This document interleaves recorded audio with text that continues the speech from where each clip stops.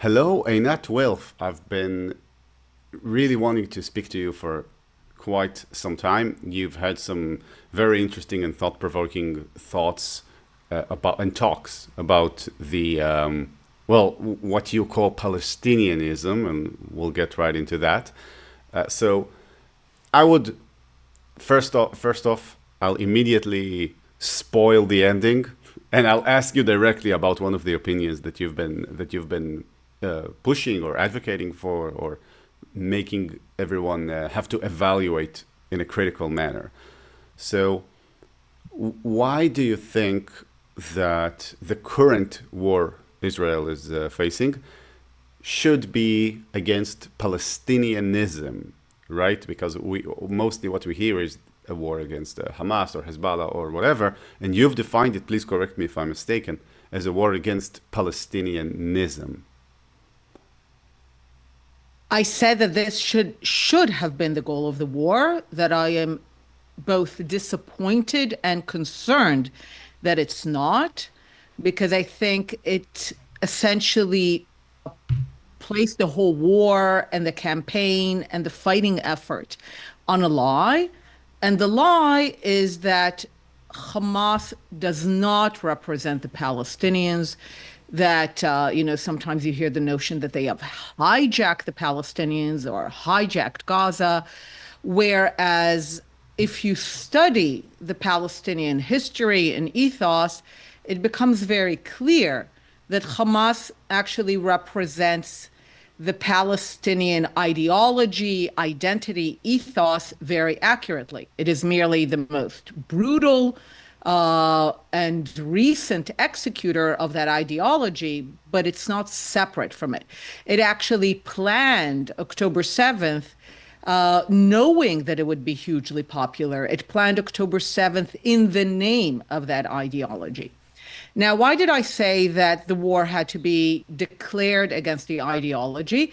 I compare it to America in December of 1941 declaring that it is at war with Japanese pilots.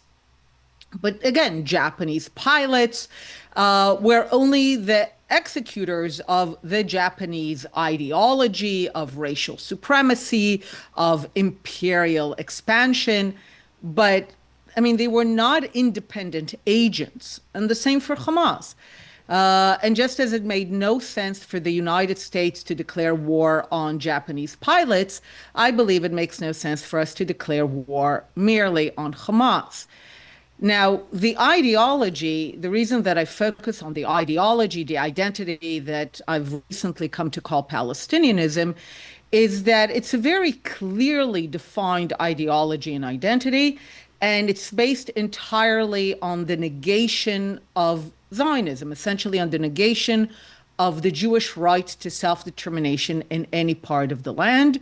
Uh, when I give my longer talks about how I came to understand the conflict, I talk about how I believed that the only thing that's standing between us and peace is a Palestinian state, that the Palestinians essentially are a people who seek freedom, self-determination in part of the land between the river and the sea, only to, first of all, see them again and again and again not realize those goals when given the opportunity.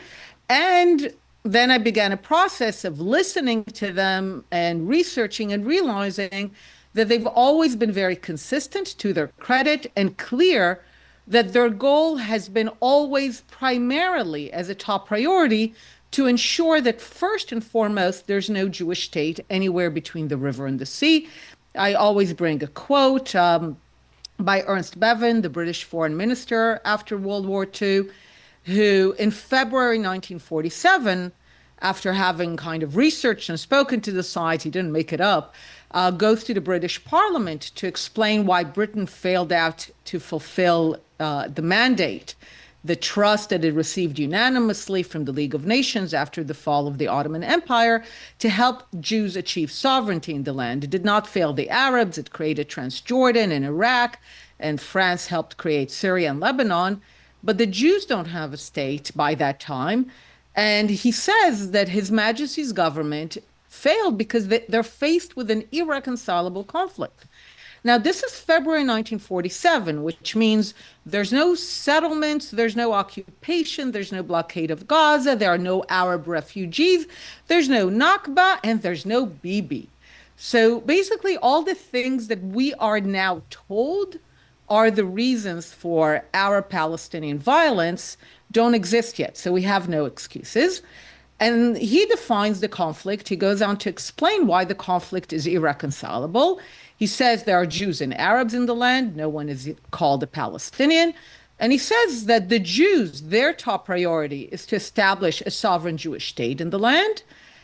And he says that the Arabs, and those are the Arabs that will one day hijack the name Palestine to be named Palestinians, he says for those Arabs, he says their top priority is to resist to the last the establishment of Jewish sovereignty in any part of the land. So basically, I've come to describe this singular obsession of resisting to the last the establishment of Jewish sovereignty in any part of the land as Palestinianism. And all the wars that we have fought were essentially against Palestinianism. They were not against Fatah or Hamas. I'm talking about the wars in the land. So I believe that after October 7th, on October 7th, Israeli leadership should have said, this ends here. Our war is against Palestinianism. And only when that ideology, not the people, when the ideology dies, then we can move forward. Just like with Nazism, just like with Japanese racial imperial supremacy, the ideology has to die so that the people can pursue a constructive vision. You actually made me think about one of the things that you've said. You gave the analogy of declaring war against Japanese pilots.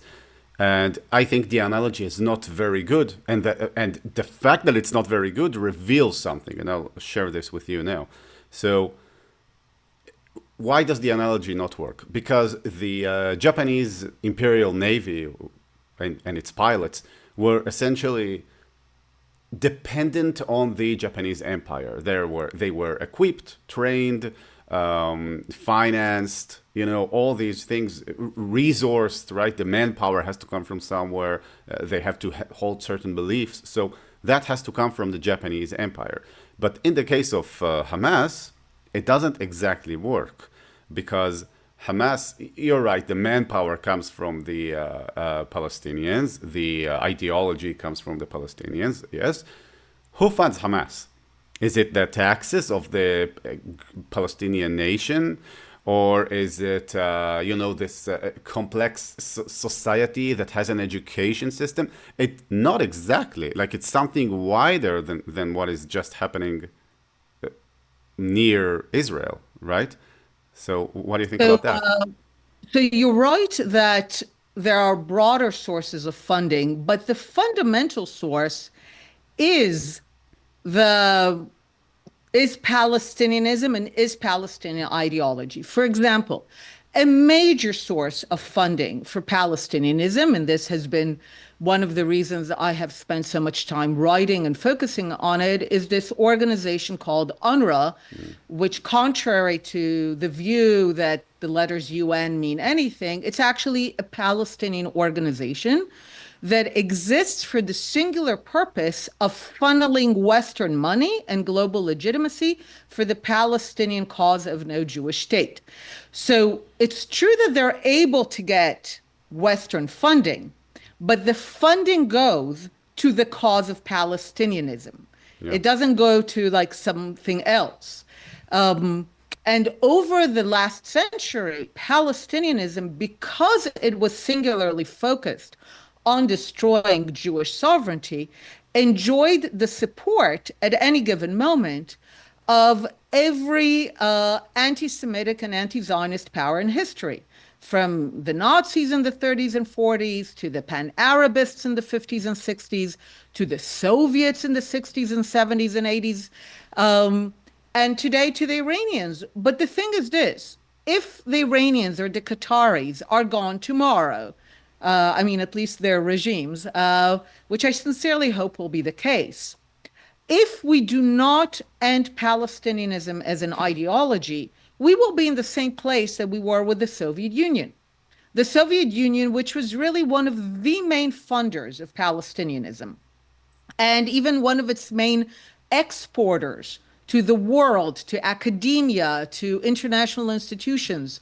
When it collapsed, we just assumed that everything will collapse with it. And as a result, in retrospect, basically misused the 90s. We wasted them on direct negotiations with the Palestinians rather than on first taking advantage of this unique decade when there was no Soviet Union, the United States was at the height of its power, rather than take advantage of this decade to kill Palestinianism as an ideology, to ensure that UNRWA closes down, that none of them are considered refugees, that it becomes clear that there's no such thing as a right of return. You know, for example, the Soviet and Islamic Zionism is racism resolution that was brought to the UN General Assembly in 1975, it was repealed in the early 90s. But this resolution is the resolution, not a lot of people know that, that established all the Palestinianist institutions at the UN. When the resolution was repealed, these institutions in the UN remained. So we didn't What take are these institutions?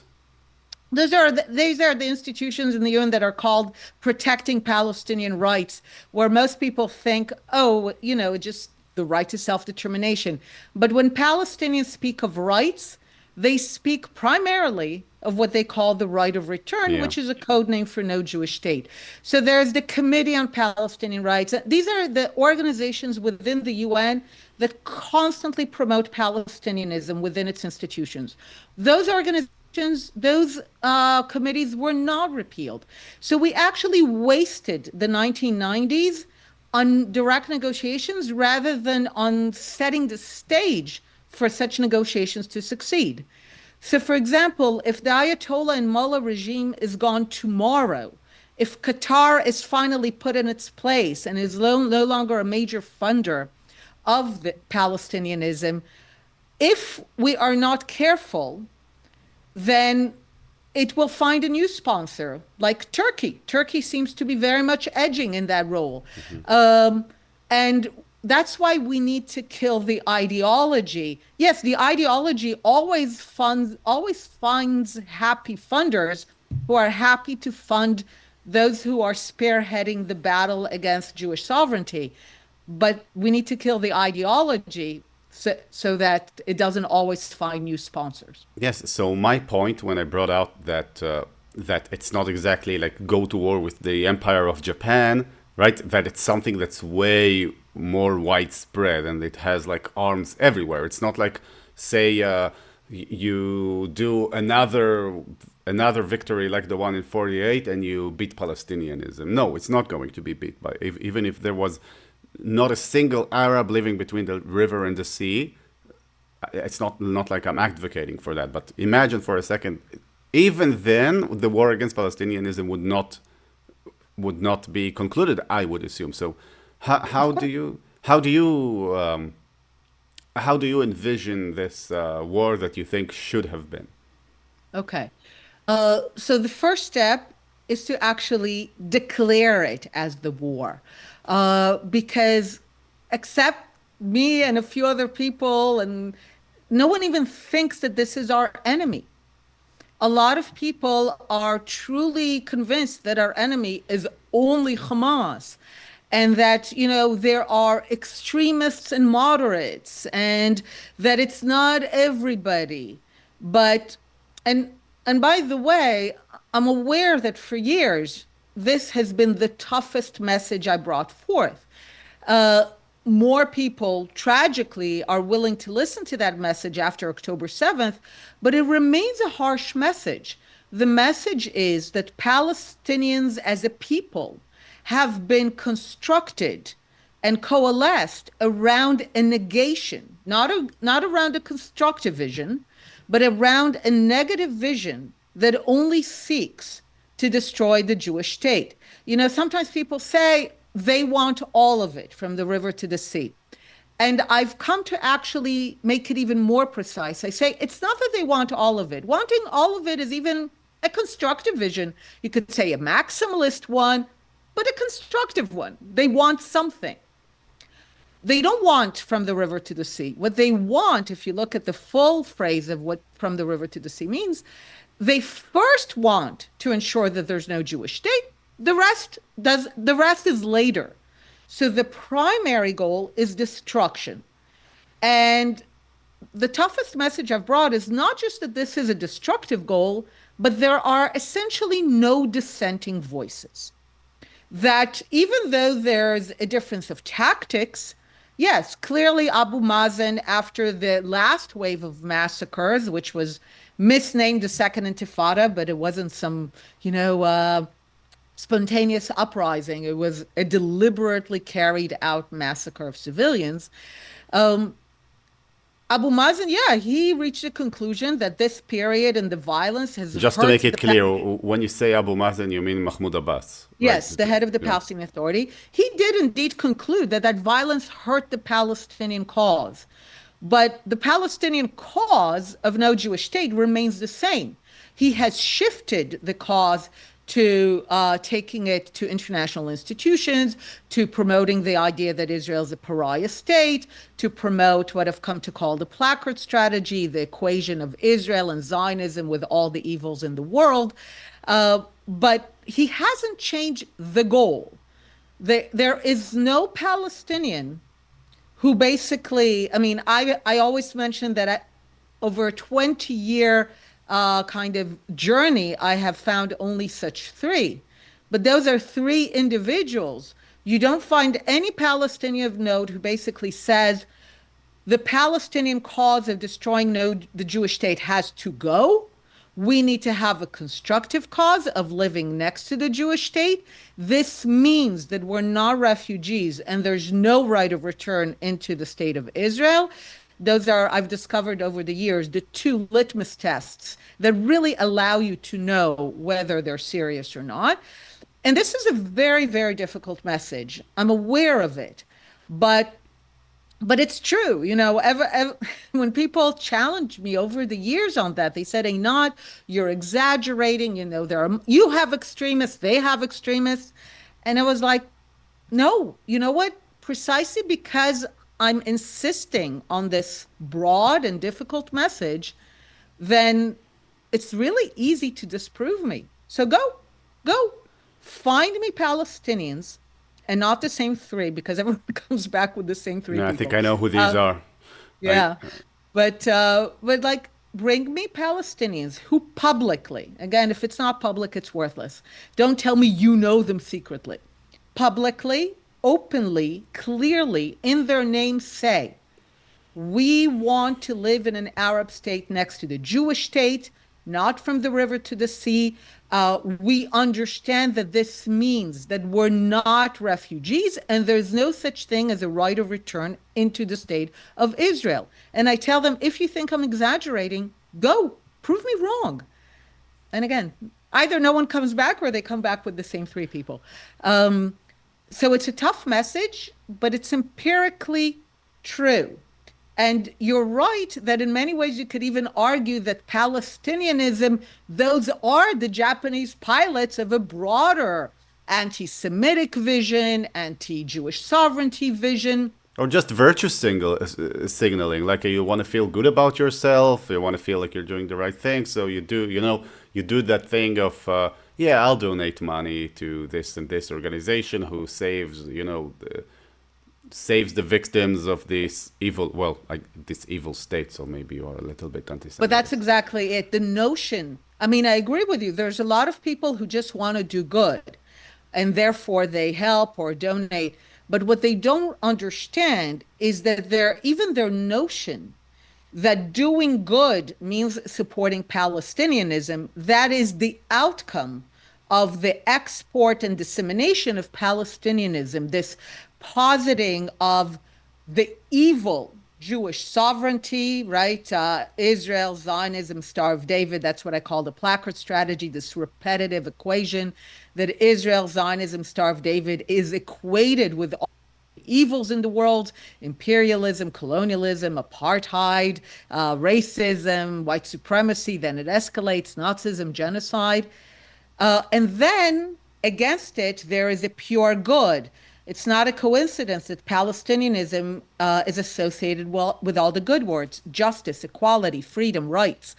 So none of this is by coincidence. This is all, and you can really go to the origins of how this strategy was created in the 50s and 60s. But this notion of positing the evil collective Jewish sovereignty against the good, pure Palestinian, that is already the strategy itself. And then I agree with you. A lot of people fall for it, thinking they're merely wanting to do good, but they're falling for something quite sinister. I'd like to ask you something, something different. You've spoken about not supplying Israel's enemies. Oh, you know what? Actually, before I ask you that, you spoke about the right of return, right? That the conflict, that there has to be a stop to this notion of I'm a refugee and I have a right to return. So I'd like to ask you and get your take on it. What is the real difference between the right of return and the, I think in English it's called the law of return. I think Israel has something that's called the law of return. That means that if you're a Jew, you can essentially return to the land of Israel. I'll present the basic argument in the best way that I know, right? So let's say that I have an uncle, he lives in the US. He or his family or anyone related to him has not stepped foot in Israel for like, I don't know, 10 generations, 20 generations, a lot. While let's say that there is a Palestinian Arab living in Ramallah right now, his grandfather is from Haifa, but he is not allowed to enter Israel. So the claim is that this law is racist, and yeah, that's basically the claim. So what do you make of that? So, first of all, the differences between what you said, a right and a law. But before that, in the historical context, go back to Bevan. The Jews want to establish a sovereign Jewish sovereignty in the land. So the Jews want to exercise the universal right of self-determination, and the Arabs want to resist to the last establishment of Jewish sovereignty. The Jews were never interested in return or a right of return. Jews could always travel throughout the centuries and be here under different empires. What the Jews sought and ultimately achieved was self-determination in their homeland, the ability to live as a people on their land in a political arrangement where they are masters of their own fate. That is essentially the 20th century transition from empires to states, and when lucky, nation states. The Arabs only developed the idea of a right of return once they failed to resist to the last establishment of a Jewish state. And in the book, The War of Return, Adi Schwartz and I detail the process by which it became entrenched as essentially the way of continuing the war against the Jewish state by other means. It was never an innocent idea, and it was always subjected to the question of whether it helps destroy the Jewish state or not. And again, in the book, we show throughout the decades that whenever individual Arabs had the ability to become Israeli citizens, but it wouldn't lead to the destruction of the Jewish state, they were not interested. So it was never some innocent personal idea. It was always subjective to the collective question of whether this helps destroy the Jewish state. So first of all, the goals are entirely different. The Jews seek self-determination. The Arabs seek for the Jews not to have self-determination. Sometimes when people tell me what is the difference, I always tell them, I wish the Arabs and Palestinians had this Zionist vision of building for themselves, of having a state.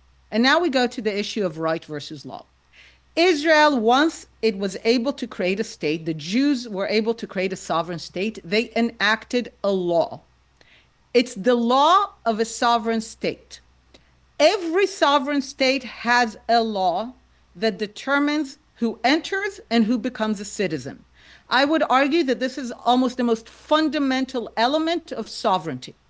The most fundamental element of having a state is that you get to decide who comes in and who becomes naturalized as a citizen. Israel has chosen to call it the law of return, Chok HaShvut, in order to emphasize the connection of the Jewish people to the land. But that is Israel's prerogative. It could have just called it law number A300. But every country has the legal right, the sovereign right, to privilege certain groups in the process of both entering and being naturalized. There is no country that has a completely open, neutral immigration and naturalization law. Israel, true to its foundational idea, privileges those members of the Jewish people. A lot of countries privilege people who belong to their people, to their nationality, But who hold know on. their land. Hold hold on a second. What if I, as Nazi Germany, decide that I only privilege people of Aryan descent, right? That I can only naturalize these, and the Jewish subhumans, they don't get to be citizens, and I want them out of here, basically. So, So now you're kind of reversing the process. Once a state exists and it has citizens, this is actually was the basis for a lot of human rights law later. It cannot strip people of the citizenship they already have. But this is not our case. What we have is the classic process of empires disintegrating and new states being established.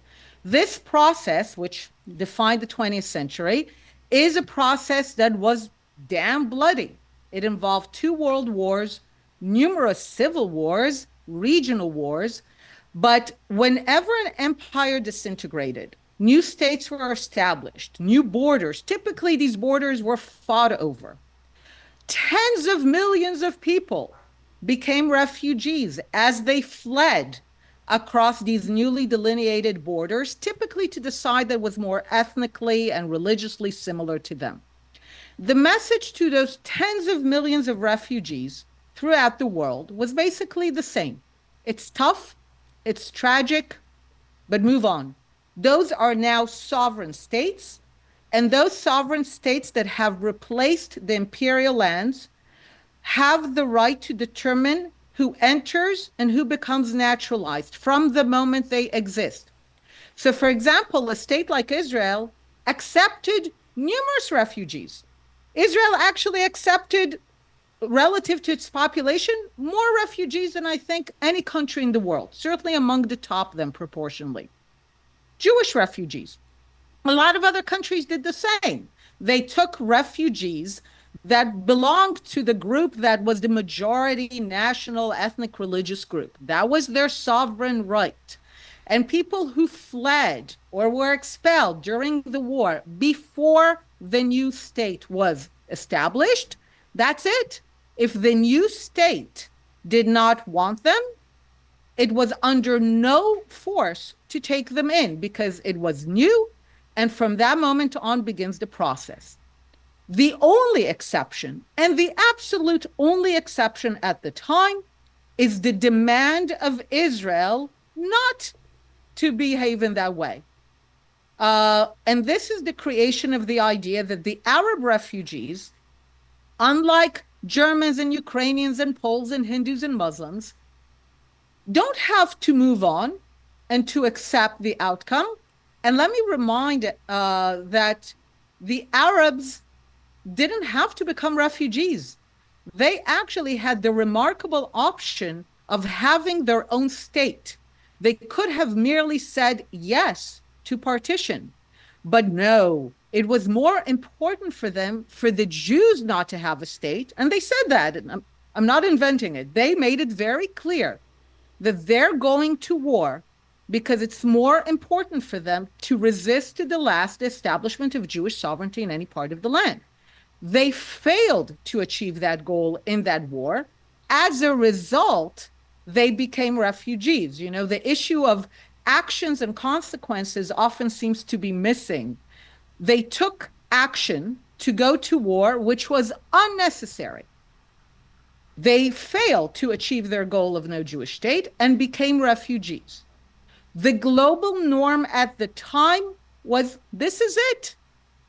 But no, the Arabs, uniquely among everyone, and that also goes to your previous question, basically said we refuse to move on.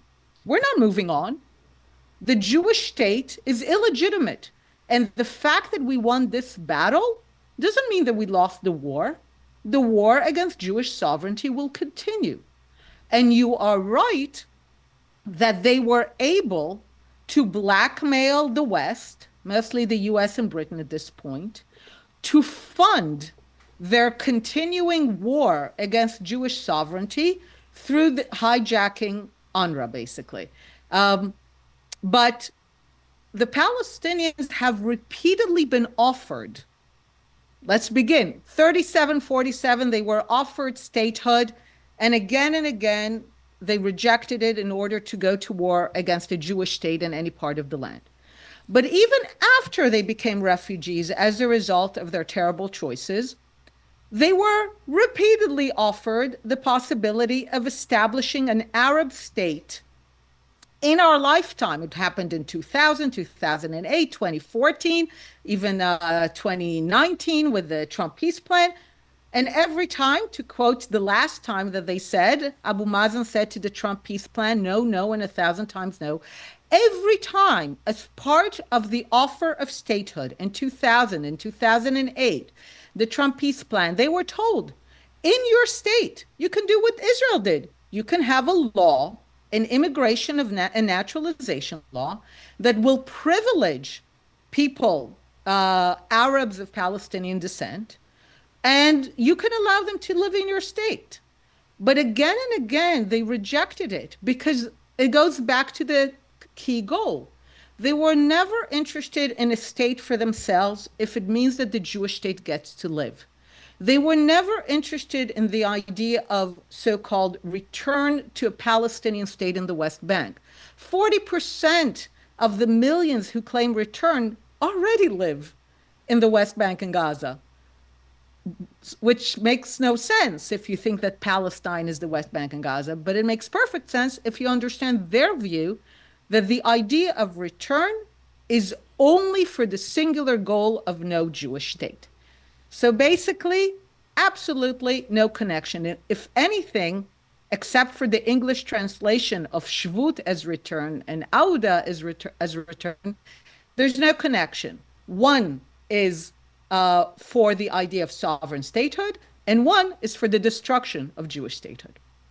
Actually, I think this idea is so deeply ingrained that I don't know how it can be beaten unless many generations go by. Because I'll give you an example. I've spoken to several Palestinians. Some live. I'll put it this way. I've spoken to a Palestinian from, I think he was from Ramallah, and when asked, it's a normal question to ask, where are you from? Right? I didn't know he was from Ramallah at the time. So the answer I got was Jaffa. I'm from Jaffa. So I'm like, oh, so you're an Arab Israeli, or what you guys call Palestinians of 48, or Arabs of the interior, right? They have code names for it. Yeah. So he would say, no, I currently live in Ramallah, but I am from Jaffa. That's next to Tel Aviv for you guys watching.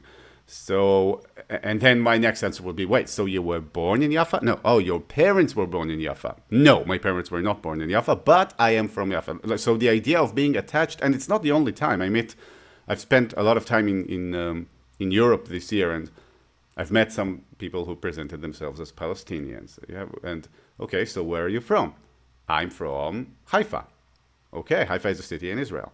Okay, nice. So you are Arab Israeli, or Palestinian of 48, or Arab of the interior, however you want to call it. And the answer would be, no, I live in Dubai. I live in the Emirates. Okay. Were your parents from Haifa? No. Yes, they were from Haifa, but they have never been to Haifa. So the reason I'm telling you this, and I've come across this repeatedly, and I do make it a point to try and talk to them. Um, is the point I'm making is that it seems so deeply ingrained. How, I mean, what do you do about it? Like, this is Palestinianism, I guess, right? This is like the exactly what you would define as Palestinianism. What do you do about that? Precisely. First of all, I mean, from the examples you brought, the most egregious is, of course, the guy who was born in Ramallah, lived in Ramallah, never was displaced from Ramallah, and yet considers himself a Palestine refugee from Jaffa. So this, and you're right. Listen to Palestinians. They tell you very clearly that as far as they're concerned, being born and living in Ramallah does not make them a Ramallah Palestinianism. It makes they're still third, fourth generation in. They're a Palestine refugee. So you're absolutely correct. And anyone who is truly willing to ask precise questions and listen will always get the same answers. What the only difference I will say, you said deeply ingrained, I will say deeply indulged. Why am I separating that? Because in the book, for example, we tell the story of the German refugees after World War II. That actually there's not only are there similarities, in many ways the German case is even in many ways more difficult because the German were actually forcibly expelled from the areas that are today Western Poland, at the time Eastern Germany. We're talking about 14 million people. 2 million died on the way. It was a very brutal expulsion. This is after Germany surrenders. That's actually important. You know, the Palestinians, the Arab refugees, they became refugees in war, during war, which is utterly normal. You fight a brutal war, it lasts a year and a half. People become refugees in such a war. The Germans were expelled after Germany was unconditionally surrendered. They were expelled for being ethnically German. Nobody checked if every individual person was a Nazi. All of them were expelled for being ethnically German. And the message to them was tough. This is over. This is the consequence and outcome of your ideology. Now, they wanted to return to their homes, of course, but they were not indulged in it.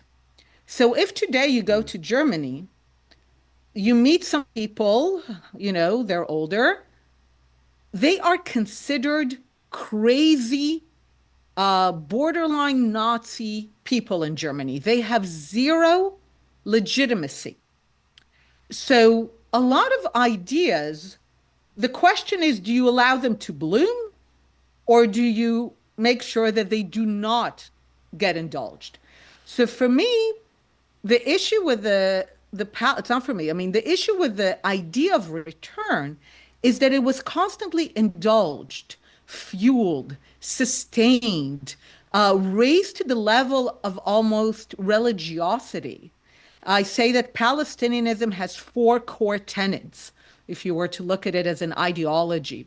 No Jewish state, from the river to the sea, perpetual refugeehood, and right of return. Now, these things are constantly taught in the schools. They're in every image, in every poem, in every song, in every speech by Yahya Sinwar. A lot of people think that return is like some innocent nostalgia. Many people will speak to the same people you spoke with and be like, okay, fine. It's like some bizarre delusion. What a lot of people fail to understand and do not take seriously enough is that Palestinians, when they speak of return, it's not a delusion, it's not a dream, it's a working plan. And that goes back to why Hamas represents the Palestinians. October 7th was carried out on behalf of this vision of return. Adi and I are now writing an update for the book based on everything that happened until and from October 7th. And what we show them are quotes from the speeches of Sinwar and others a year and a half before the massacre. We are planning for the day of return. The day of return is coming. A week before the massacre, return is near ever. And then on October 8th, we just found a great post by the one who's the head of the, supposedly the head of the part of the hospital, part of Hamas. He says, we are returning on October 8th. We are returning. We are coming back as millions. The day of return has come. So October 7th is certainly a realization of the Palestinian vision of return. And it's a work plan. So the problem is it's not ingrained, it's indulged. And that's why our message is stop indulging it, because you actually have, you talked about taking generations to get it out of the system. In Germany, it took one generation. It took 24 years between the brutal expulsion of millions of Germans until the Germans had a chancellor, Willy Brandt, who basically said, guys, it's over. This is our border with Poland. These lands are lost forever. Enough is enough. So the question is, for me, only does the idea get indulged or not? So the views that you're presenting here are, I guess people would say, quite hawkish. Although I think on some scrutiny, many would agree with them, especially Israelis would agree with these views. You were once a member of Knesset, which is the Israeli parliament. You were a member of the Labor, basically the Labor Party. That's the left-wing party. So, and I've heard you describe yourself as a left-leaning person to this day. So I would like to hear how do you see these things work together? Because I guess not many people who would listen to you now would think, oh, she's a labor. I mean, what? So what's up with that? Okay. So first, to your question, that those are my views. If you noticed, up until now, I didn't express a view. I described a situation, and that's also sometimes people tell me you've changed your views or you're moved, like you said, you're no longer a lefty. And I'm like, listen to what I've said. It's not a view. It's, I had a hypothesis, which was indeed the left-wing hypothesis of the 80s and 90s, that the only thing that stands between us and peace is Palestinian statehood. And then comes the part that everyone likes to forget and sometimes actually make people forget, is that the hypothesis was repeatedly tested. Two Israeli prime ministers, Barak and Olmert, tested the hypotheses through direct negotiations. Is the only problem we have that Palestinians don't have a state? To discover that no.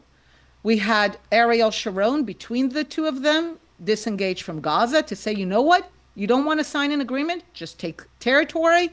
And we know exactly what they did with Gaza. So we have at least a decade, if not two. You can include the Annapolis, you can include 2014, you can include Trump peace plan. We have between 1 to 3 decades in which the hypothesis that the only problem between us and peace is Palestinian statehood was tested. And it failed. And like any good logical scientist person, my thinking tends to be very empirical and logical. You say, okay, this hypothesis failed. What explains the data? What explains all the evidence? And the alternative hypothesis that the Jews want a state and the Arabs want the Jews not to have a state, sadly, has massive explanatory and I would say also predictive power. And the funny thing is that over the years, when I posted, this is the core of the conflict. The Jews want a state, the Arabs want the Jews not to have a state. It goes like this. Some Jews and Israelis would say, oh, Einat, that's not true. It's because our right-wing government, or it's because the occupation, or because of what Israel's doing. Okay, those would be Jews and Israelis who would say that. The Arabs on my feed would be, for sure, they would say, of course, Zionism is racism. Israel's doing apartheid. So what was interesting is that in saying that, they did not dispute the thesis, the hypothesis. They just justified it. So when I tell people the conflict is between the Jews wanting a state and the Arabs wanting the Jews not to have a state, I'm not even making a judgment. This is merely a description and it's not a view, which is also when people tell me you're exaggerating, I tell them, go prove me wrong. It's not a view, it's a description of reality. Go prove me wrong. I'm giving you guidance. It has to be public, it has to be precise. The two litmus tests of no right of return and no refugeehood have to be met. This is how you know they're serious. But other than that, go test it. I'm open. I mean, it's not a view. Okay, so now that hopefully established that, um, on issues where there are views and opinions, religion and state, um, the welfare state, things like that, I'm absolutely, feminism, LGBTQ rights. I'm very much way in the left. My socialism is the kind of socialism of the founders of Israel. It's an advanced welfare state for those who are actually engaged in building the state. But other than that, I'm very much a lefty. And on this issue, all I'm saying is that this is a description of reality. So now that we understand this is the situation, we can have views. So some people will have the view, a not, they will never change their opinion. This is a lost. We need to expel them like the ethnic Germans were expelled from East Germany. That's a view. My view is we need to address Palestinianism head on, go to war against it. But at the end of the rainbow, if they become Arabs and Muslims who are not obsessed with the destruction of the Jewish state, I have no problem dividing the land. I have no problem living with them side by side in two states. It's just that right now I understand that what stands between us and peace is not Palestinian statehood, but Palestinianism, the very identity and ideology. And that's not a view. I think you're doing something very interesting, and I wonder if you're doing it on purpose. So let's put it this way. Ask me and we'll see. Yeah, we shall. So you're saying, okay, I'm very much a lefty on most things, and I have this view about the Palestinian issue, right? And almost all elections in Israeli history have been decided, one could say, based on this perception of who is better for security, who is better for the issue of Palestinianism, right? And what you're doing here actually is the reason that the left has died in Israel. One could say that there isn't really a split between 50-50 of left and right. There's maybe the leftist parties hold maybe 20% of the seats in the Israeli parliament. And what you're doing here is you're laying the groundwork to revive the Israeli left because you're saying, look, I'm as hawkish as anyone on the Palestinian issue. Actually, I'm more hawkish than the Netanyahu government in some sense. But I'm still a leftist. So what you're doing here is, I think, and I am wondering if you're doing it on purpose, you're laying the foundations to reviving the left, the Israeli left, essentially. So I was wondering, A, if you're aware of what you're doing, if you're doing it on purpose, and does that mean that you have political ambitions? Which I guess if you do, you probably wouldn't answer straight. But let's try to ask you anyway. So first, let's start with why I'm saying. And if you go, for example, to my Twitter account, it says uh, feminist, Zionist, atheist, yes. And I have a thing for years now that I actually insist on certain labels when they are not popular. And then sometimes they become popular, and I'll write a book, We Should All Be Zionists. And today, many more Jews are basically reclaiming and reasserting their Zionism, and it's great. But I said it for many years when people told me, not, it's a toxic word. You need to replace it with pro-Israel. And I'm like, I'm not giving up on that word. I'm staying my ground. Because if we give up on the word Zionism, they will keep going after us. So I'm basically, I'm standing my ground. And I think this same temperament and tendency is also on the idea of being left wing. I'm like, I'm not giving that up just because of the issue of of kind of the analysis of reality. I'm still as committed to peace. I call myself a long-term peace activist. I want to take serious actions to get to peace. But why should I give up something that still best describes most of my views just because it's less popular? So that's part of it. Part of it is also over the years, people asked me, Einat, who shares your views in Israel? And I would say, look, maybe it's five people because it's like this weird combination. So maybe it's five people, and by now they're my best friends. Or maybe it's 80% of the Israeli public. Like that, I represent a broad Israeli consensus that basically says as long as Palestinians are committed to no state, then the Jews have one non-negotiable, going back to Bevin, we want a state. It could be smaller, it could be bigger, but fundamentally, the one non-negotiable for us is Jewish sovereignty. But if the other side is done being obsessed with destroying Jewish sovereignty and we need to live side by side, yeah, we're willing to compromise. I believe this is the broadest Israeli consensus, but maybe I'm wrong. And you're right that I also purposefully say that I'm a lefty because I don't want to make it easy for people. Just like I insisted all these years on being a Zionist, and I didn't want to make it easy for people. And I knew, I mean, do you know in how many lectures I was that as soon as I used the word Zionism, I saw people cringe. And it was like, I'm insisting. I will do that because there is a real battle to be fought here about what this word means, what it conveys, who we are. And I think the same thing. Now, in terms of politically, uh, I don't have political ambitions in the sense of political ambitions. One of the great benefits of having already been in the Knesset is that I have no ambition to be in the Knesset. That's check that off. That in itself is not a goal. But I do wonder, do my ideas, does my analysis of reality right now, is it of value to the Israeli public? And if so, I will give it political expression.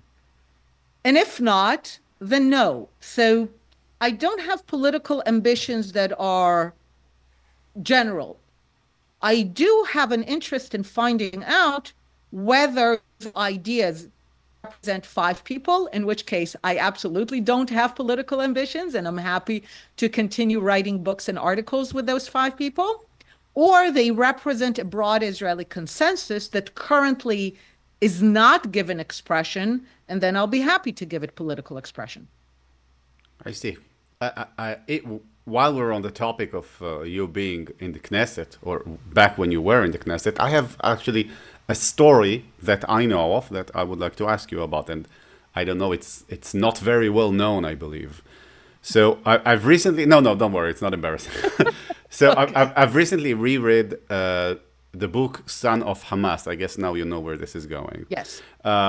It's the book written by Musab Hassan Youssef, right? He's a very Mhm. well-known figure. He was the son of one of the spiritual founders of Hamas, Sheikh Hassan Youssef, and he essentially had this whole drama going on that he tried to flee to the United States and they wouldn't have him, and they wanted to send him back to the West Bank, which would essentially be a death sentence, well, a terrible death sentence, not just a death sentence.